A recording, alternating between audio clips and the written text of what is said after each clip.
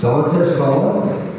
Ons sê vir julle allemaal hartelijk welkom hier by Hoekatuka en onthou dames en heren.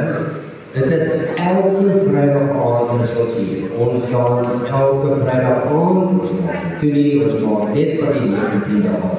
Desember maak ons toe. Goed, dan wil ek net vir julle sê, ons het ken mekaar braai van 5 uur tot 7 uur in die aand, waar allemaal die wat julle daar buiten sit. Julle sal getuig daarvan, jy bring jou vleisie, jy druk jou drankie, jy kuier lekker op die vuur, jy braai jou vleisie en dan die van julle wat wil dans hier gewoonlik so teen 7 tot en met so om by 7:30, dan maak ons die dansvloer oop en dan begin ons ook dans. Die van julle wat ook binnen wil kom sit, julle is meer as welkom, julle kan lekker hier kom sit en kuier en dans, of die wat net gesellig probeer buiten by die vuurtjie.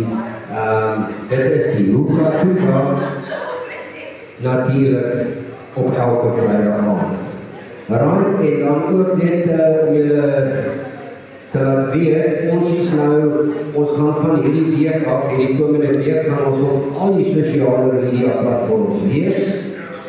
Ons gaan op Facebook wees, ons gaan ook op Instagram wees, yes, ek weet julle baie bang, ons gaan ook op TikTok wees, so gaan sien toe, gaan kry ons, gaan like ons, en dan kan ons ook alles followers opbou, so mense, ons gaan op al die sosiale media's wees.